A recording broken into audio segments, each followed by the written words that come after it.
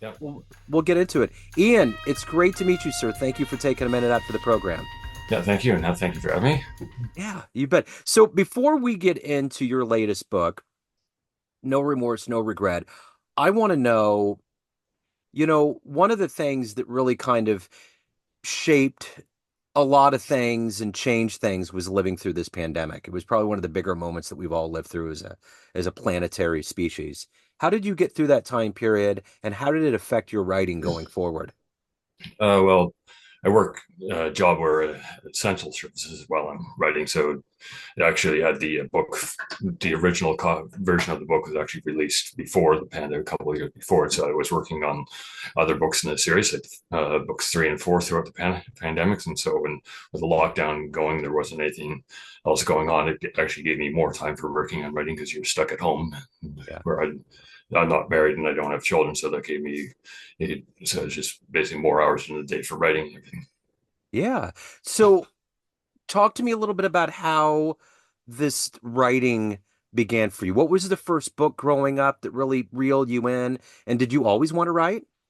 Uh, Off and on had the idea in the back of my head. It's probably as a kid I got into. I think it was Captains of the Cauldron Cave. I can't remember the author for it, but also as a younger kid, I was also really big into the Hardy Boys books. That's why I got into the writing crime fiction stuff like that. That's and my books are not exactly cozy mysteries like those were, but how I got into writing was a lot of people. You've probably heard the story, but they had the idea of writing a book. They just kept on putting it off, putting it off. So I decided one day that, well, I better get on it. Otherwise, you don't want to be end up not having a book written when you've always wanted to do it. So if I was to put you in front of a bunch of grade school kids at career day and you were to explain what you do with your writing and what you do for your day job, a kid asks you in the back of the room, what do you do for a living? How would you answer them? Well, my main job, I work security at a university, so that's pretty easy job to do for the most part. As long as there's no medical problems and medical emergencies. As far as writing, I started off being what they call like the pantser or discovery writer, where the idea comes from. You just kept writing on it until things come through to you, and then I got more and more into outlining and developing the characters before I started writing, or as I go with writing stuff like that. So when you were in the third grade, when you were 10, 11 years old, what was your dream? What did you want to be when you grew up? I probably wanted to be Wayne Gretzky, right winger on the Edmonton Oilers, Right but on. I was a little young for that at that time, unfortunately. Yeah, yeah. So do you play hockey? Not recently, not in the past few years. Just there wasn't a lot of time to do it. You And know, one of the best events that I've ever seen in sports in general is when they have the outdoor hockey games, and yeah, there's only a few of them, and when it's yeah. snowing and there's a complete stadium full. Why don't they do that more often? It's probably the cost involved, isn't it? That would be my guess. It's like Yeah. a lot of things. Plus, you're also dependent on the weather. Like during the September, October, it's still actually fairly warm, even in Canada in some places. But it's also probably there would get to a point where it might be too cold to have the games outside. If you're like negative 30 degrees Celsius, it would Yeah. be a little bit too cold for having Yeah. people outside. That's We the Chiefs had a game last year against Miami and it got down to about, oh, I think by halftime it was like negative 20. It was something ridiculous. yeah. And then it plunged further. There was people that had fingers and toes amputated after the game. Yeah. I So, would not want that. yeah, no, I get it. I totally get it. So the Oilers made it to the finals last year, if I'm not mistaken, correct? Yes, yeah, they were down. They made it to the Stanley Cup final. Unfortunately, they lost to Florida in Game 7. This is what I don't understand. The two biggest teams right now that have won lately are two teams where there's no cold. It's like Vegas and Florida. It's so Yeah, bizarre to me, you know? yeah, yeah. Well, So, I guess that was just the NHL's wanting to grow the game yeah. out there, and that was why they put the team in Miami. I can't remember how many back in the early to mid '90s, and same thing. They were the first major professional sports league to have a team in Vegas. That's why they wanted to be the first, and that's why they expanded there. Yeah. That'd be my guess.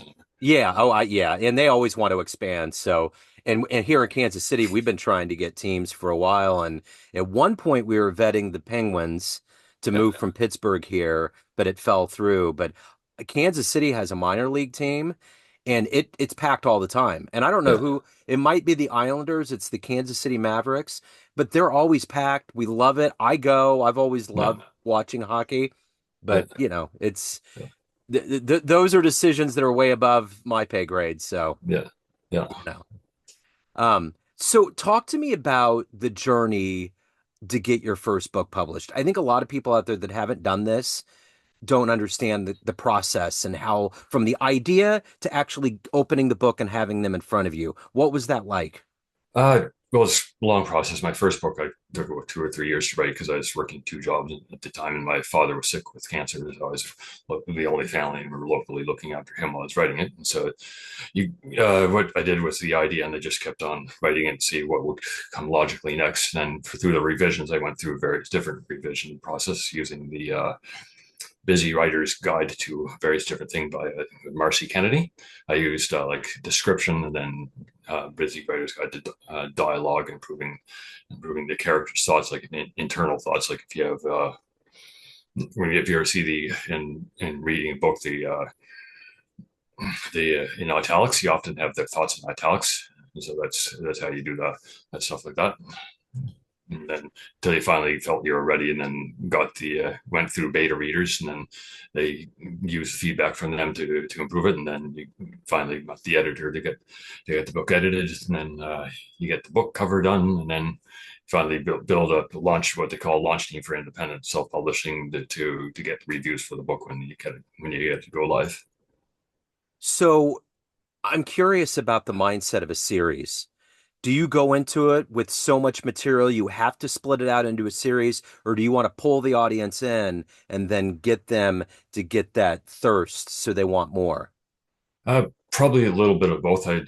When I was doing the revisions for the first book, I had an idea for the second book, and then of course for the third and fourth after that. But you really want to get the pull the audience in for the first book, and then see if they then have four books published and see how well that goes. And if it makes you good enough money, then you keep going with the series. If not, then you pivot to a different series. So, how did you come up with the ideas of a female contract killer surviving a serial killer that gets woven into the Russian mafia? How did these ideas sprout out? How do these pop in?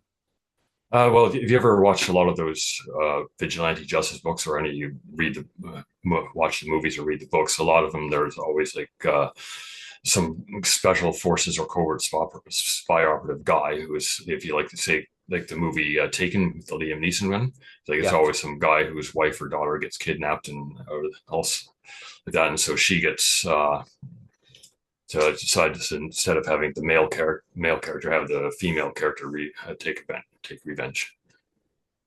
So, in your life of constructing stories and seeing everything that you've done, I mean, probably in security, you see crazy stuff. Do you believe at this point in your life, after everything you've lived and seen, that reality is stranger than fiction, or is it the other way around? Uh, Somewhat, a little bit of both. I mean, you sometimes have an idea that you can incorporate it into a story or something like that, but always change the names and stuff like that and make it different enough so people don't see themselves in your story. Yeah. So, who's been kind of a hero or an inspiration, whether it's a writer or just somebody in your life that's fueled you to finally make this leap into writing and to do what you do? I like the Tom Clancy books. I also like the prior to him dying. So I also like Clive Cussler and stuff like that. Like to read a lot of different stuff, like in the Terry Brooks one, the Sword of Shannara. I think that's what the author was. And basically, I also enjoy listening to Iron Maiden music and stuff like that. Yeah. So, speaking of Iron Maiden, what was the first live concert you saw? What pulled you into live music and even Iron Maiden? Well, their 1982 album, The Number of the Beast, was actually my older brother's first album that he said he bought with his own money. So every year and during grade school, and we have to do a lip sync every year at the end of music at the end of the year music class. So one year in grade 4, we were like 9 or 10 years old. The cup, everybody else did bands like Cool and the Gang, Chilliwack. Me and a friend of mine did Run to the Hills by Iron Maiden. It kind of freaked a lot of people out because it was first introduction to heavy metal music. And there was the line during visit, "We gave him hell" or something, and there's a couple of girls like giggling, laughing because we swore in the thing, saying the word hell as a 9 year old back in 82, 83 would get you in big trouble. Yeah. Yeah. It was a different world then for sure. Yeah, Um, were they one of the bands that got pulled to Capitol Hill to testify about lyrics making kids commit suicide, or was that Rob Halford? It seems like one of them got yanked into that whole debacle. I think Twisted Sister were the ones that had to testify, but That's right, Dee at Snider. Congress, and I think it was Judas Priest that actually got sued by people saying that they put subliminal message on their albums, trying to telling their fans to kill themselves. Which, of course, I think one of the guitarists, either Glenn Tipton or KK Downey, says like, if we're going to put subliminal message on our albums, why would we tell our fans to commit suicide? It would make more sense to tell them to go buy another 1,000 copies Right. of every one of our albums. Right. That's totally true. What a bizarre time that whole thing was.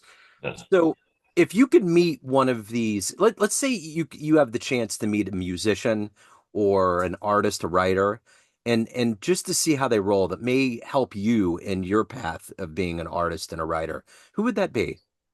Probably Bruce Dickinson, the Iron Maiden singer. Yeah. What would you want to know if you had a chance to ask a few questions? What would you want to know? How he goes, still maintains his energy at his age. I think they're all like mid to late 60s, early 70s. So it's like, they still are, you see them in a live video.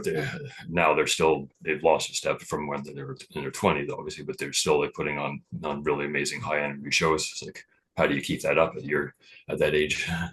Yeah, for sure. So, Yeah. what is your motivation to do not only the day job, but to also be a writer and to do all of it the best way that you can to evolve as a human being? What is that energy for you every day? Well, just with my writing, just trying to give people like some escapist entertainment and stuff like that. And with the writer, with the job, it's just a normal thing. Need a job to pay bills and stuff like that. Keep the mortgage and paid. That's all. Yeah. So, what's been one of your favorite fan letters that you've gotten from your work? Uh, I guess somebody like in the book reviews, I saw somebody saying, "Well, I can't wait to see the movie of it" or something. Yeah. Yeah, I haven't really got any fan letters. Not big enough for that yet, unfortunately. Right. Right, right, right. No, I hear Uh, you.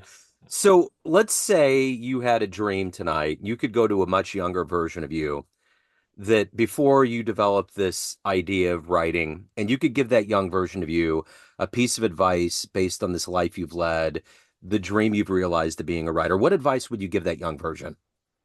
Start writing a lot earlier. Like start writing now instead of age in your teens, not when you're in your mid to late 30s. Yeah. So, what have you learned about yourself through this process? When you create and write stories, you obviously have to learn things about yourself. Is there anything revelatory that you've learned about yourself by writing your books? Uh, Pretty much just if you have a goal, you just got to go for it. And that's it. So, of everything that you've done up to this point, what are you the proudest of? Uh, Probably that. I also got black belt in karate a few years ago. That's Okay. for about 20 years ago. Okay. So, in the realm of writing specifically, what's the best advice you've ever gotten? Uh, don't give up, very much. And it's probably the best advice out of everything that I can give anybody. So, let's say you could get into a time machine and go back in time and see any hockey game in the history of hockey. Where would you go? Probably 1984 when the Oilers won their first Stanley Cup Okay. against the New York against I think it was against the New York Islanders. Was it in Edmonton or was it in New Yeah, York? yeah, they won it in Edmonton. The only Okay. their fourth four cups they won in Edmonton. Their fifth one against Boston in 1990. They actually won it in Boston. Wow, cool, man. So, of everything that of everybody that reads your books, everybody that knows you, works with you, family, friends, they all have this idea of who they think you are, perception. But Yeah. who do you think you are? You run the show. What's your perception of you? Who do you think you are? Uh, that's a good question. Difficult one to. Hopefully, just somebody who's just trying to give people good time with their books, with my books to read, and just basically giving people something to enjoy just for a couple hours, however long it takes them to read the book. So, Ian, if anyone wants to reach out, contact you, they want to learn more about you, they want to pick up your books, where's the best place for them to go? The books are on Amazon. They're, as well as I can check out my website, ianworrallauthor.com, and I also have a YouTube channel, The Great Hard Writer. Okay, Yeah. excellent. Beautiful. I'll put all that in the show notes. Ian, it was great to meet you, sir. Thank you for your story. Thank you Thank for your you. time. Best of luck with the new release. Thank you. Cool. Thank you.